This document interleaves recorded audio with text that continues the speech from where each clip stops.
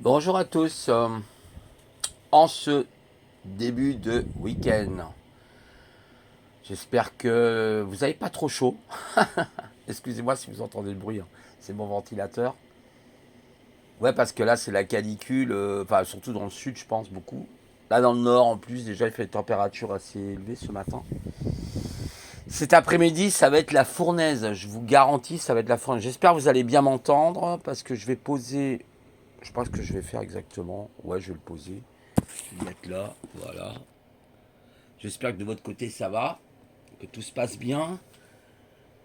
Alors attendez, je regarde quand même si j'ai pas fait sauter mon truc là. Non, je crois pas. Excusez-moi, ça a peut-être bougé un peu. Bon, normalement ça devrait être bon. Alors, là l'image s'est décalée un peu. Ah là c'est énervant, c'est avec le gros pied là qui écrase. Bon, vous voyez, hein, vous voyez ce que je veux dire. Voilà, voilà le pied, vous voyez, qui vous écrase. Alors, le sujet très rapide, petit podcast très rapide, parce que maintenant, j'ai plus trop envie de me prendre la tête sur les réseaux sociaux. La perversion dans le monde du travail. Alors, bon, j'écoutais un monsieur là qui est très sympathique, voilà, qui s'appelle Paul Antoine, qui a écrit un livre d'ailleurs qui s'appelle Le temps des pervers, pervers narcissiques. Il parle notamment de la Macronie, tout ça, etc. Bon, ok. Et c'est vrai qu'on a beaucoup de pervers autour de soi aujourd'hui, effectivement. Par contre, ce qui m'embête un peu dans sa définition, c'est qu'il prend la définition du mot travail. Alors moi, j'aime pas du tout ce mot parce que ces gens, des fois, ils regardent pas très bien l'étymologie des mots. C'est très bien de parler du travail, mais que veut dire déjà le mot travail à sa base? Le mot travail à sa base, ça vient du terme tripalium. Tripalium. Le tripalium, c'était un objet, en fin de compte, de torture qui servait surtout au Moyen-Âge, beaucoup, il me semble, à l'âge médiéval, où on pouvait donc écarteler la personne en trois phases. Il y avait une espèce de. C'était un objet à trois poteaux, un peu comme une trinité, un peu comme le triangle de Cartman, vous savez. Et donc, en fait, la torture, elle est là, en fait. La torture au travail, bah oui, elle est pervers, etc. Et qu'on retrouve ça aussi dans nos gouvernants. Bah oui, c'est pas surprenant. C'est pas surprenant. Moi, je préfère remplacer souvent le mot travail par collaboration. Moi, je trouve que c'est plus beau. La collaboration entre les êtres humains, etc. Bien sûr, les humains, je parle. Hein, je parle pas des reptoïdes, là. Hein. Moi, je parle pas des hybrides, hein, qui n'ont pas d'empathie. Hein, voilà, pour une bonne majorité d'entre eux. Hein, les gens ne comprennent pas que l'humanité dans laquelle ils vivent n'est pas commandée, elle n'est pas dirigée, elle n'a pas pris la direction d'humains, mais d'une espèce ou d'espèces qui ne sont non humaines, voilà, tout simplement, et qui dirigent notre planète actuellement. La France, oui, elle est championne dans le domaine effectivement des burn-out, parce qu'il parlait des burn-out, lui-même en a fait un, il était ingénieur, Paul Antoine, alors je ne sais plus son nom, hein. Vous regarderez, vous tapez de toute façon comment ça s'appelle, vous tapez le titre, ouais, le temps des pervers. Voilà, bon, pervers narcissique, pervers tout court, hein, tous les pervers qui se comportent comme des gamins. Il sortait très très bien l'image qu'il donnait, Paul, parce qu'il disait, Paul Antoine a donné une bonne image, en fait c'est comme des enfants de 3 4 ans. Voilà, vous savez, les enfants de 3 4 ans, alors il donnait l'image de l'enfant de 3 4 ans qui a attrapé une mouche, puis qui lui arrache les ailes. Voilà, c'est ça, c'est un peu ça, vous voyez. Voilà, c'est à peu près la même chose, hein, le pervers, voilà, vous savez, ils en avaient plein sur les réseaux sociaux.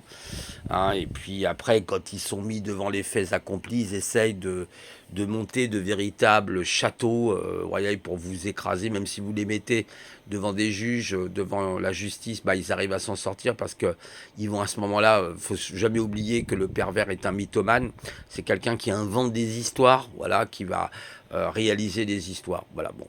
Il y en a qui, effectivement, dans les réseaux sociaux, vous en avez eu beaucoup, vous en aviez plein, hein, vous avez que énormément d'ailleurs. Par exemple, c'est un petit peu comme tous ces gens qui ont des orientations vers le communisme, hein, c'est pareil, il y en a plein sur YouTube, là, vous voyez le rouge là au fond. Voilà, vous allez me dire, je dérive de sujet, mais c'est un petit peu ça, quoi, en fin de compte, hein, on retrouve, hein, de toute façon, voilà, c'est comme ça que ça se passe. Alors on voit bien d'ailleurs que là, l'humanité est en train de prendre un tournant extrêmement dangereux, hein, avec les différents conflits des pervers narcissiques et effectivement aussi des psychopathes, hein, voilà, parce que vous avez aussi beaucoup de psychopathes, ce qui est encore différent, voilà.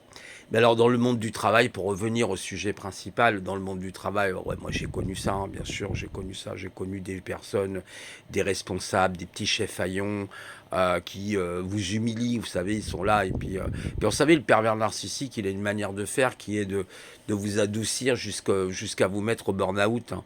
Alors il disait qu'il y avait 60, il disait, d'après ce que disait Paul Antoine, il y aurait 60% de personnes qui seraient mal à l'aise dans le monde du travail et qui effectivement font des burn-out. Donc c'est énorme, hein. Je crois que la France est un des pays par rapport à l'Union européenne qui consomme le plus de tranquillisants, quoi, hein. C'est un truc de malade mental, quoi. C'est les tranquillisants et la drogue aussi, hein, parce que c'est associé, hein, tout ça. Donc, bah voilà, c'était une petite capsule très rapide pour simplement répondre sur le mot travail, où la personne, elle est très gentille, mais j'aime pas ce mot travail.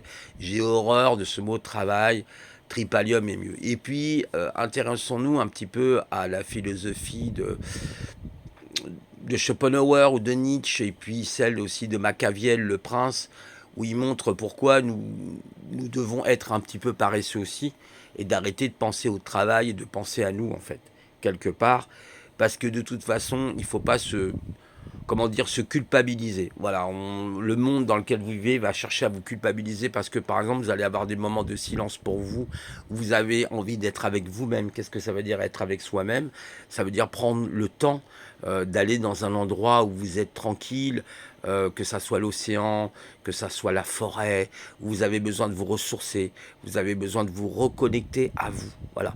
Et c'est un travail d'introspection, c'est un travail interne. C'est ce que faisaient les philosophes, les grands penseurs. Et c'est ce qu'explique très bien Machiavel dans Le Prince, hein, voilà, de Machiavel qui est magnifique, un livre grandiose, qui montre à travers la philosophie d'aller chercher la sagesse, hein, philosophia qui veut dire sagesse de l'homme, philosophie, philosophia, hein, c'est la sagesse de l'homme, et c'est très très intéressant justement de creuser sur des sujets comme ça, et d'avoir une culture sur la philosophie, c'est important. Philosophie, psychologie, développement personnel, moi je suis moins accroché à ces trucs-là parce que je trouve que la philosophie donne beaucoup de réponses. En plus, vous avez dans le développement personnel, c'est toujours cette notion de performance. Alors, qui dit le monde du performance dit forcément ce mauvais mot, hein, que j'aime pas. Le mot travail, entrave, hein, tripalium, voilà. L'esclavagisme, hein, tout simplement. Cette société d'esclavagisme dans laquelle nous sommes, il n'y a aucun doute, hein, aucun doute. Voilà, bah écoutez, sinon, on a fait un petit peu le tour. On pourrait peut-être encore dialoguer, mais bon, voilà, je suis un peu fatigué de dialoguer d'ailleurs. Euh, Surtout, moi, ça m'impacte au niveau de ma TSA, donc c'est un petit peu compliqué pour moi. Parce que j'ai des troubles du syndrome autistique, donc pour moi, c'est compliqué. J'écoutais là une personne autistique qui disait que des problèmes de sommeil et tout, ouais, bah, je connais beaucoup ça. Malheureusement, se lever à 3 heures du matin, avoir des problématiques de concentration, etc. Voilà, c'est pas simple. C'est pas simple. Ah bon, moi je sais pas comment je finirai parce que là en plus, bon bah c'est compliqué. J'attends éventuellement ma retraite, j'espère l'avoir, mais vu comme c'est parti là, ça a l'air compliqué. J'aurai mes trimestres, voilà, bon, mais c'est pas simple, c'est vraiment pas simple du tout. On va même faire travailler des gens jusqu'à 70 ans. Allô quoi. Vous voyez bien qu'on est dans un monde de perversion et d'arrêter donc arrêter de vous culpabiliser par rapport au travail, c'est ce que je voulais dire. Je pense à une personne en particulier qui subit malheureusement aussi ses collègues, etc., cette personne-là, et elle se reconnaîtra d'ailleurs, et d'arrêter de trop se prendre la tête et d'essayer de trouver des solutions par soi-même différentes, parce que tout ça, ça peut vous amener dans les burn-out, dans des situations qui vont vous mettre la pression, quoi. Et il faut pas. Il faut pas parce que c'est votre santé mentale qui va... Voilà, votre santé mentale est plus importante que tout. Voilà. Vous savez, il y a toujours des moyens de s'en sortir, surtout aujourd'hui, avec l'Internet et tout ça, on peut trouver des solutions. Voilà. Bon, bah écoutez, je vous laisse et je vous souhaite un bon week-end à toutes et tous. Au revoir.